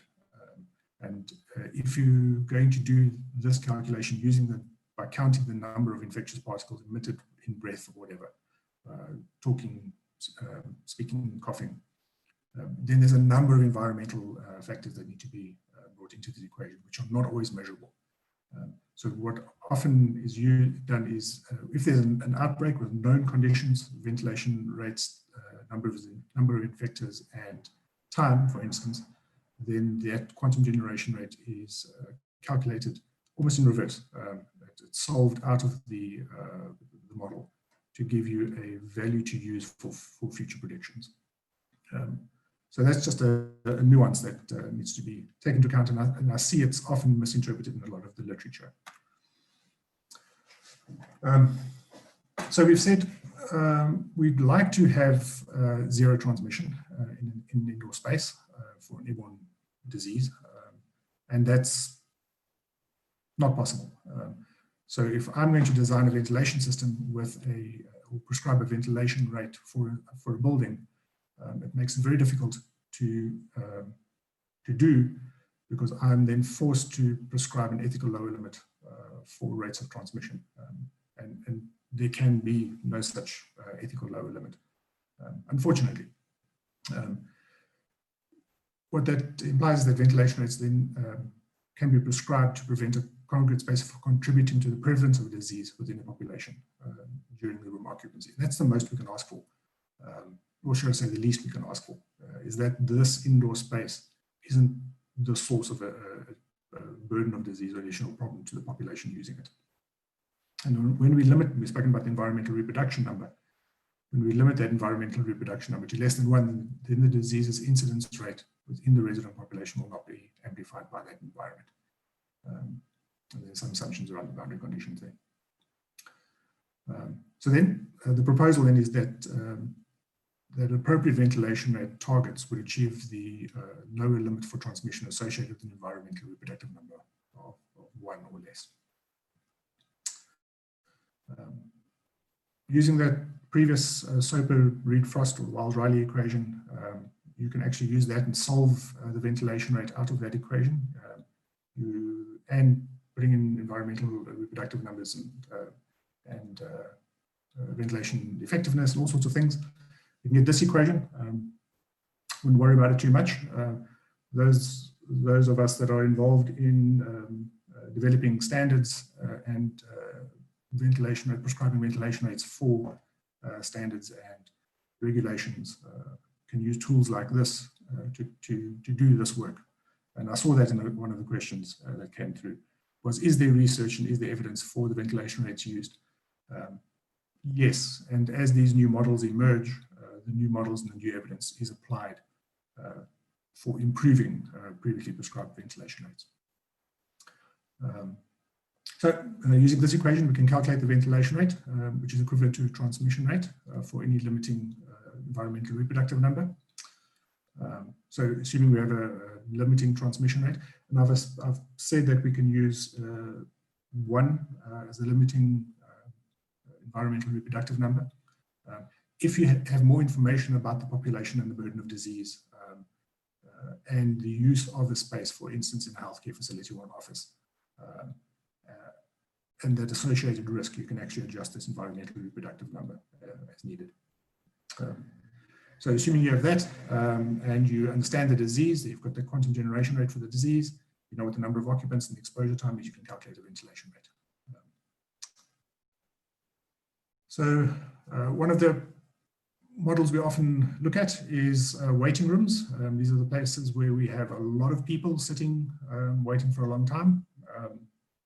Thinking in healthcare facilities and home affairs departments, licensing offices, that sort of thing. How do you ventilate? These are high-risk spaces. How do you ventilate them? So using a quantum generation rate of 60 per hour, which is a very virulent strain of TB, and you're trying to limit your transmission to less than one new transmission for assume a waiting time of 4 hours exposure, which is probably a little bit optimistic for some of our licensing officers at the moment, from what I've read in the news. That would require a ventilation rate of about, and you'll see that ventilation rate increases. It's low for a low number of people in the room, and it increases slightly. And then at around 20, 22 people, it actually starts to plateau. And it plateaus at around 31, call it 32 liters per second per person. And this is not coincidentally very similar to the value that Garth spoke about in his talk when he spoke about the COVID ward and the low numbers of airborne COVID found, those ventilation rates. To put that in context, the building regulations at the moment for most of these kinds of spaces call for 7.5 liters per second per person. So this is nearly 5 times those ventilation rates. So it's a lot of air. And then the dotted line that you'll see on this graph is the liters per second per person that you would achieve with a constant 12 air changes per hour. And this is a problem with the current prescription of an air change per hour model, is that it doesn't really scale with the level of crowding we have in spaces. So if you know an indoor area is going to be highly crowded, you can actually design your ventilation system accordingly if you're designing with using liters per second per person. And you'll see that dotted line actually drops way below the required 31 liters per second per person when you're around 30 people already for this space. I'm jumping all over the place here. Go back to there. Sorry about that. So that was a graph showing, the previous graph was a graph with a transmission risk of 100% chance of one other person being infected. You might say, well, we want to aim for lower ventilation rates, lower risks. You have to increase the ventilation rate accordingly, and this graph shows you that. And you will see from this how the, if you wanted to go down to 1% risk of transmission, you'd have to increase your ventilation rates to, I think I forgot the number, it's about 3,000 liters per second per person, which is significantly more than even the 30 we were talking about previously. This graph is shown on a logarithmic scale, and to put that in context, it's just because of the nature of the rate of increase of ventilation required. If you plotted it on a linear scale, you'd see all of the ventilation curves from 100% transmission up to 50% transmission on this graph look like a single line, and it's massive amounts of air that you need if you wanted to reduce transmission risk down to 5 or 1% for crowded rooms. This is a similar graph showing it again, and we can what I've done here is I've just calculated for 12 air changes per hour and 100 people in the room waiting for 4 hours. In a typical scenario, a typical waiting room, you would, if you had one infectious person in that room, you would have at the current building regulations as they stand at 12 air changes per hour, you would likely have 4 onward transmissions. So 12 air changes per hour for highly crowded spaces is probably not appropriate. I'm going to move on a little bit here. Okay, so then the question goes, as I've said, 12 air changes per hour is not enough. If we wanted to calculate how much ventilation do we need, then we can do that using the equation I've shown you, assuming a 100-person waiting room with an environmental reproductive number of 1 and an exposure time of 4 hours, using the same strain of TB and 100 people in the room. You solve that equation and you come to a value of 3,200 liters per second. I'm going to pause for a bit because that is a phenomenal amount of air. 3,200 liters per second per person is equivalent, I think, to what we would need for about a 700-person waiting room, not a 100-person waiting room, according to the current regulations for low-risk spaces. For high-risk spaces, it's also nowhere near 3,200 liters per second. It's also probably equivalent to nearly 2 laminar flow operating theatres, which are notorious for their use of massive amounts of air. So the ventilation rates required to achieve low or moderate transmission risks are phenomenal from ventilation alone. You can achieve this using mechanical ventilation. You can either use full fresh air. You probably wouldn't ventilate this amount of air using full fresh air. You might employ some sort of recirculation with fine filtration in that. You could opt for room air cleaners, which come in the forms of particle removal devices or pollutant destruction devices. But to do that volume of air with room air cleaners is probably also nearly impossible. And we're going to talk about natural ventilation options briefly in a minute. So we said that 3,200 liters per second is approximately equal to a 700-person waiting room, or according to the current ventilation guides, or even the ASHRAE 62.1. It's also equivalent to about 1,450 square meters of waiting space, according to these guidelines, not according to my calculation. And then that would equate to about 145 kilowatts of cooling, probably about 5 kilowatts of fan power. These are back of the napkin calculations, which would give you about a 75 kilowatt total electrical. Don't add those two values together. Cooling doesn't work like that. And for those that have been watching the Tour de France recently, it's about 75 kilowatts total electrical. It's difficult for us to imagine. It's about the total power output of that many pro peloton cyclists, or that many of the world's most elite athletes. It's a phenomenal amount of power. So we need to think carefully about employing mechanical ventilation systems for these kinds of spaces. We need to consider our options. So we've said ventilation alone cannot give you absolute protection against transmission, and definitely cannot protect us against long-term exposure. And these are for room occupants that have chronic exposure, healthcare workers, for instance, and doctors that are chronically exposed in high-risk settings. If we were to take a high-risk setting like a healthcare worker and try and reduce their risk in a work year to 1%, using not even the same strain that I used previously, a more moderate, more general strain of TB with a quantum generation rate of 13, that would mean that we would need to ventilate that space. It's approximately 55 million air changes per hour, not just the 12 required by the building regulations. And that's a massive amount of air, and that's completely unfeasible. And the reason for that, again, is because of this diminishing rate of return.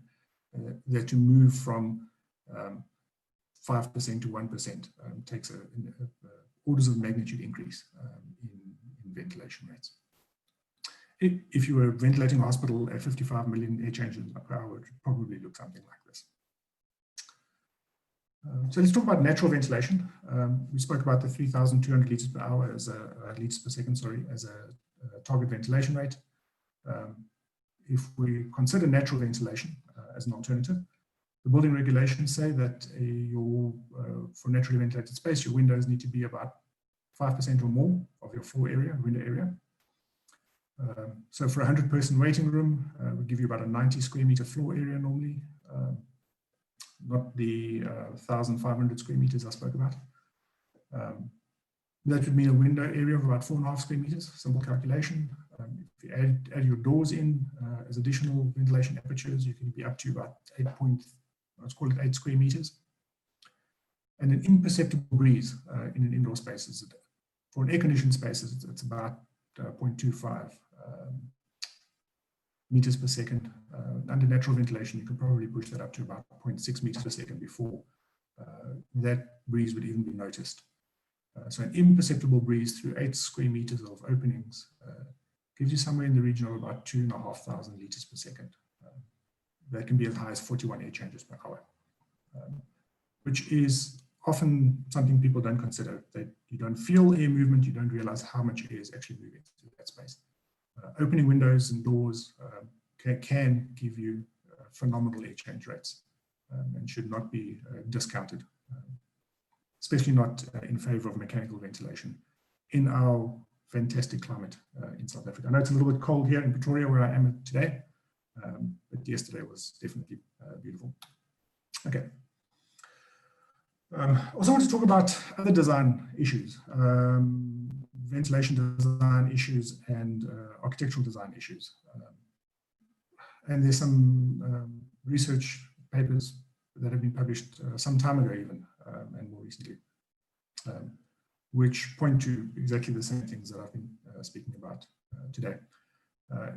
Professor Ed Nardell in 91 wrote this very important paper. It was about the theoretical limits of protection achievable by building ventilation.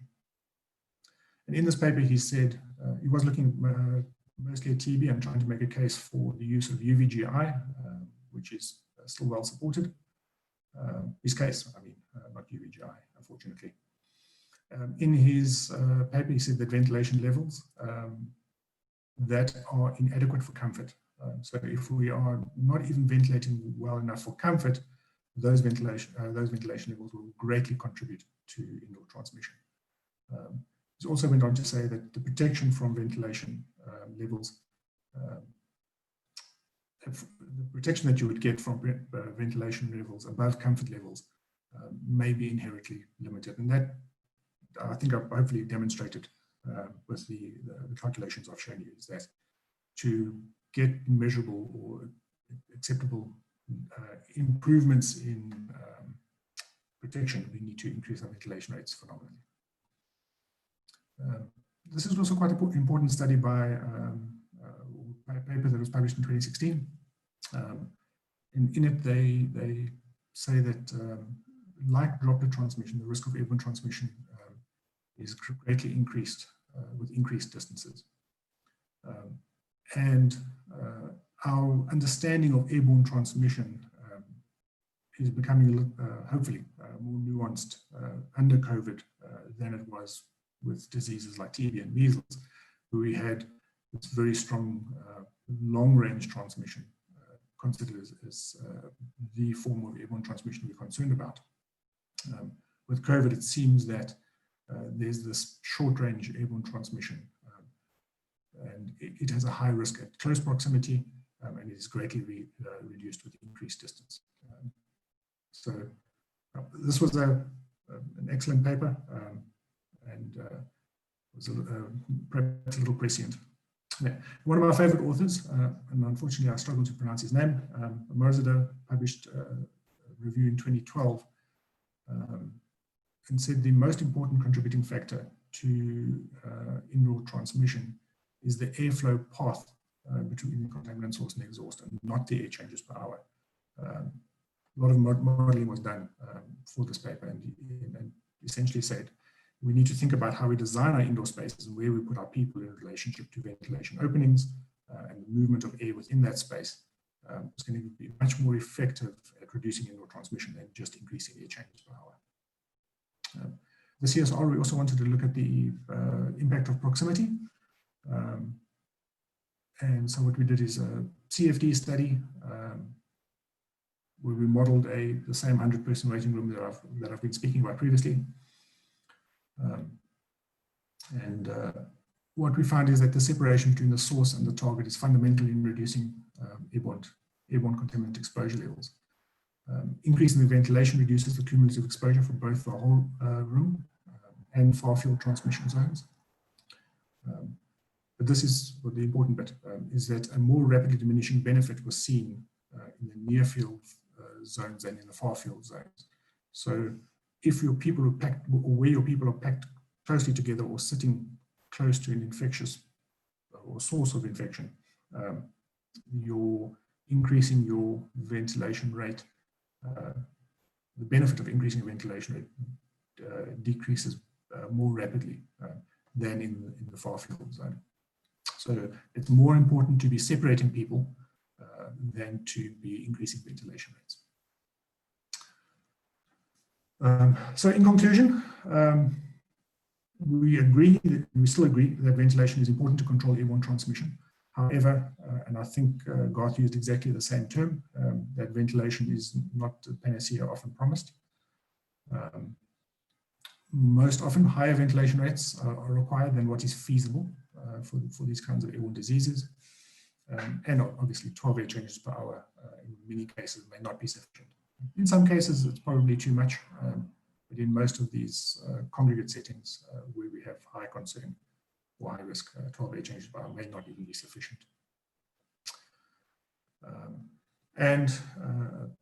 Garth said the same thing, is that a combination of controls is greater than the sum of its parts. This is a modeling study that was done by Liao, I can't remember the year, 2008, which was a sensitivity analysis looking at the individual controls. It was for measles, unfortunately. I haven't found a similar paper for TB, especially not for COVID yet. And you will see the impact of surgical masks and high air change rates and UVGI for measles specifically are individually not that effective, whereas a combination of all of those controls has a significantly higher reduction in the uncontrolled ratio than the individual controls do by themselves. So it's important not to focus on ventilation alone, but to make sure that all of your controls are in place. Thank you. Thank you very much, Toby. That's Tobias van Reenen from the Council for Scientific and Industrial Research. And the CSIR, as Tanusha reminded us earlier, is celebrating their 75th anniversary this year. Toby is the senior researcher there at the CSIR. Thank you for your contributions. We now also want to go over to our two speakers with the additional panelist, and that is Mr. Sean Chester, Dr. Greg Q, Mr. Dion Swanepoel, and Mr. Paul Neal. Just from the Q&A box, for those who have questions, we are in the last about 15 minutes of our session today. And if you've got any questions to add, please use the question and answer box to add your questions there. In the question and answer box, there was a question from Pumzile Mkizi. And Sean has indicated that he recommends Dr. Q answer this live. So Dr. Q, the question from Pumzile, how is one affected and infected when they have allergies like sinuses? So I'm not sure how that relates to ventilation, but I'm going to leave that in your hands. Dr. Q? Hi, ASHRAE. Can you hear me? It's a bit soft. If you could just increase the volume or move closer to the microphone, thanks. I'll fix it. Is that better? That's way better, thank you. That's way better, thank you. Okay, thanks for the question. So the question is relates to somewhat perhaps with pre-existing vulnerability in the presence of allergies and sinus problems. So one's infection when one has pre-existing allergies and sinus problems will be more likely because you have your protective airways, your protective mechanisms are impaired by the presence of the allergy. So having an allergy to a particular condition doesn't in itself increase your likelihood of becoming infected to COVID or anything. but it may well impair your normal defense mechanisms that are resident in your upper airways, simply because they're all clogged up with allergy. Hopefully that will answer your question. Thank you.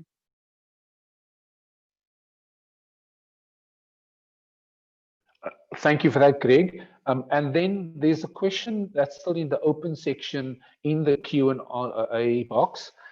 It's addressed to Garth. It is from Matlekeng Matlongu. And the question is, hi Garth, say something on the ventilation of the malls, especially during month end, with lots of people in the shops and lots of people walking around in the passages in the mall. And my assumption is, Garth, that there's probably both mechanical ventilation as well as other components of ventilation there. Over to you.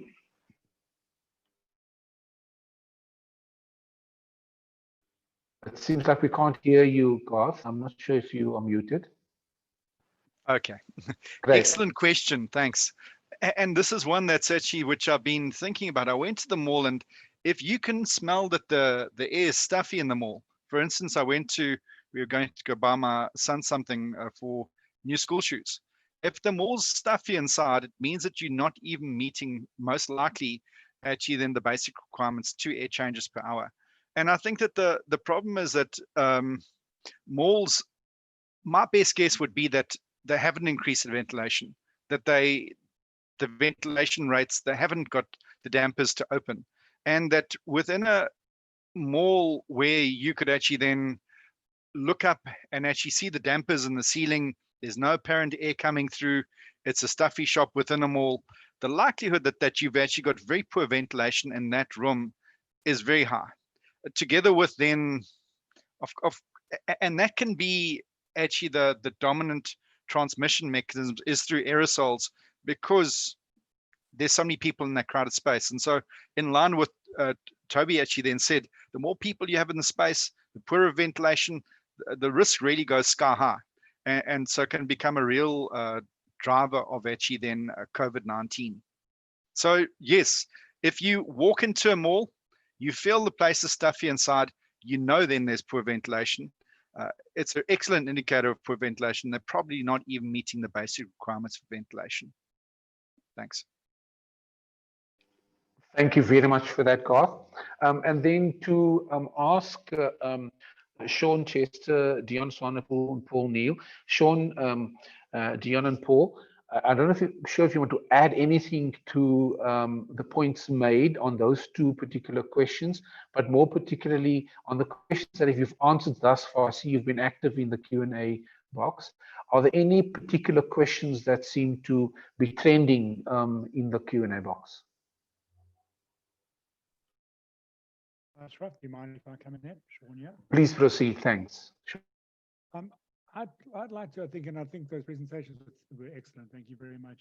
But maybe to Toby, if you could have a look and rack your sort of scientific mind around the use of carbon dioxide. I know that it's not specifically to questions that were asked, but I think I'd like to hear your viewpoint of that Garth and Greg raised on the use of carbon dioxide as an indicator sort of gas for good ventilation. Have you got any sort of insight into that as an idea?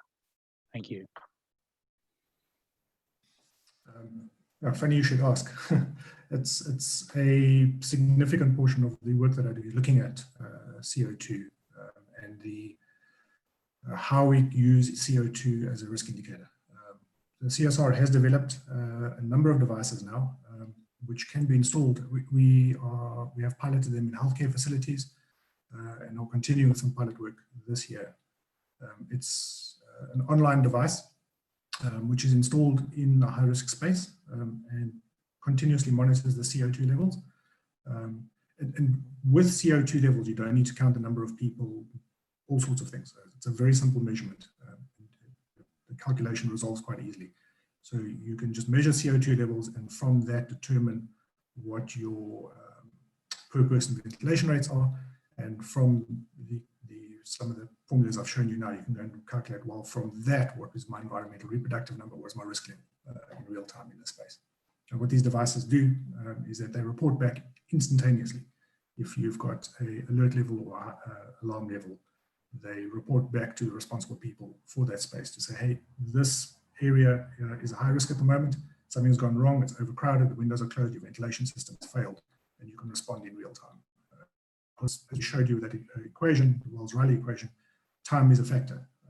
The longer people spend in those high-risk equations, excuse me, as where my mind is, the longer people spend in those spaces, the more their personal risk is. So yes, CO2, absolutely, it can be done. Unfortunately, the sensors are quite expensive. Even personal CO2 sensors, if you had to buy them, they're in the range of thousands of rands. So I wouldn't recommend we all go out and buy our own personal CO2 sensors and walk around them. It would be fun. But if you're a facility manager or operator, you can definitely start thinking about using CO2 to monitor your levels of risk. Sorry, I'm going to go on a little bit now. We are busy reviewing the SANS 10400 Part O, which is the compulsory standard for lighting and ventilation in buildings across South Africa. And what we are allowing in that, actually recommending in that regulation now, which wasn't previously allowed, is demand control ventilation, which allows you to put CO2 sensors into your building and drive your ventilation rate based on the CO2 levels, obviously with the lower limits prescribed, so that you can actually say, well, my CO2 levels in my building are going up, I need to start pushing my ventilation up, or I have low occupancy in my building for whatever reason, people are staying at home, and therefore I can drop my ventilation rate. So yes, CO2, absolutely, I'm fully on board and I recommend it. Sorry, long answer to a short question. Well, if I could quickly, Ashraf, can I just make a contribution to that answer? It's great. Yes, please proceed. Thanks. Just a quick line on that. When Garth and I were investigating this right early on, it was a very pleasing finding to see that same Donald Middleton that has been referenced several times in the presentations today wrote a paper a couple of years ago where he was able to show that 400 above ambient is an optimum level for reducing the likelihood of transmission of a viral infection. He was using not COVID, he was using a proxy, but a very useful finding from a point of view of in likelihood of transmission, and finding values that find a common agreement depending on the angle from which you do the research is actually very reassuring. So I must say I found the CO2 as a proxy for exposure a very useful marker. Thank you. Thank you very much for that, Greg. I'm not sure if anybody else was going to pop me back there. Is it Dion? Can I add something to that? Yes, Sean, please. Sorry, can I continue? Oh, Toby, apologies. Yes, go ahead. Thanks. Sorry, thanks, Garth. I agree with you 100%. We do actually prescribe even lower CO2 levels for high-risk spaces for TB, but I'm not going to go into that. What is important to note is the ASHRAE 62.1, which is ventilation standard, indoor air quality standard for the US users, had previously recommended CO2 limits for spaces.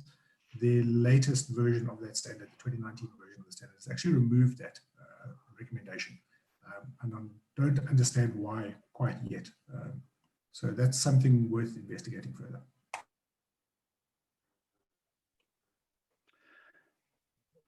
Ashraf, can I pose additional question to Toby? Proceed, Paul. Toby, just on you make the comment there that you guys are looking at Part O and you'll be reviewing that. So sort of pre-2011, the option was still available where there were just air conditioning units available and not systems bringing in fresh air, that the option to the building occupant was to then use openable windows to sort of increase air movement through the area. So sort of post 2011, that option now has been removed, and it now says, well, if there's only air conditioning units there, you'll have to bring in some other sort of mechanical supply. So, you know, I know what happens is that obviously with the newer buildings, once those plans are approved, they would want to see mechanical systems, but We have cases where sort of tenders would go out, and then a massive amount of air conditioners are just being put into buildings. And now the concern is just with the summer season coming along, if you're not getting fresh air in and only AC units, and SANS is saying, well, you can't use openable windows. What is your interpretation on that, or what advice could we be given to clients on that? Thanks. Sure, thanks. I think the intention of the original 10400 from 2011 was, unfortunately, it wasn't that AC units must be used with closed windows. But that's the way it was written, and that's the way it's interpreted. I think this was badly written. So it is something that is being addressed in the new, and the way it's written, we must comply with that, unfortunately. But it is urgently being addressed in the new version of the standard, which we're hoping to have ready by early next year. And in that standard, we're giving a lot of recognition to mixed mode ventilation systems, which use combinations of various combinations of natural ventilation together with mechanical cooling and mechanical ventilation. So those kinds of systems are permitted now, or should be permitted in the new regulation standard, not regulation. The regulation refers to the standard. So that's the one thing. The other thing is natural ventilation is being strongly promoted in the new standard, as well as performance requirements for natural ventilation and more prescriptive requirements for the commissioning of mechanical ventilation systems. And as well, we spoke about CO2 levels. Performance limits for CO2 levels will in the new standard be allowed to be used to prove ventilation performance. Thank you. Thanks, Toby. So let me quickly then, if there's none of the other panelists who wants to come in now, Dion, do you want to come in? Yes, thanks. It's more a general statement than a specific question, and it's a theme that I've picked up quite often, and now even in the questions. There's definitely a component of fear when it comes, or uncertainty when it comes to the ventilation side of things. And one of the things that came through today, again, ventilation is very important, but it's not a panacea. With that, a lot of questions revolve around almost tiptoeing about, we know ventilation is a good control measure for this, but yet people want to opt for poor ventilation or the absence of ventilation with whatever rationale it might be. Concerns about cost.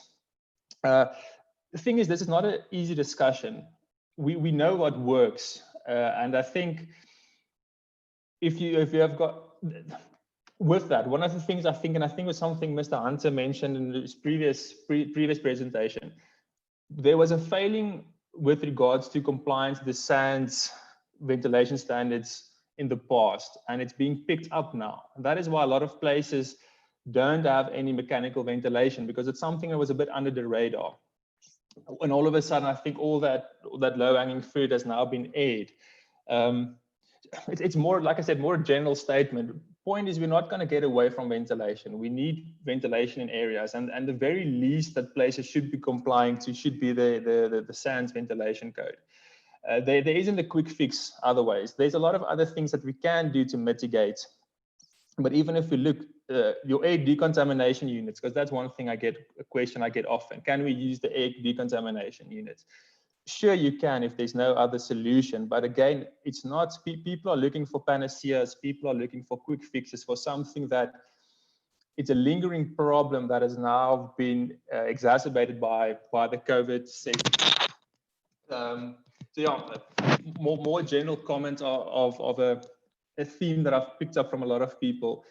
We know what to do, we know where the problems are, but we're hoping that someone else will tell us, you know what, no, it's fine. You know, you don't have great ventilation, but things will be okay. And I think we need to move away from that and start saying, listen, guys, we fell short in some of these things. It's time to sharpen our blades. Thank you very much for that, Dion. We have reached the end of the time for this particular session, and I want to thank all of you, especially the representatives of SAIOH, who is in collaboration with my colleagues at the NIOH, made this second webinar in partnership with SAIOH possible. In particular, obviously, Mr. Norman Koza and my colleague Jeanette Mangani for putting this all together, and much thanks for that. Also to Dr. Tanisha Singh for the introductory remarks, the head of our COVID-19 OHOD response team. And our two presenters, thank you very much to Mr. Garth Hunter. Garth, thank you very much for representing SAIOH, and Tobias van Reenen, who's representing the CSIR in its 57th year anniversary. And then our panelists, Mr. Sean Chester, Dr. Greg Q, Mr. Dion Swanepoel, Mr. Paul Neal, thank you very much for your contributions. And obviously, not to forget the IT team and other colleagues that have played a role in making this possible. We look forward to many more of the SAIOH NIOH collaborative events.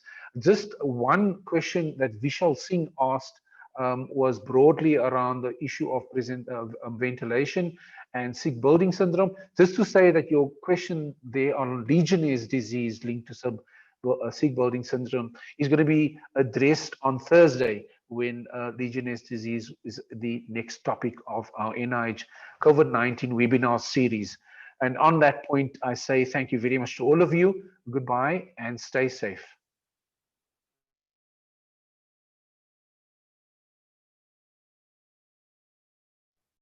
Thanks, everyone. Cheers.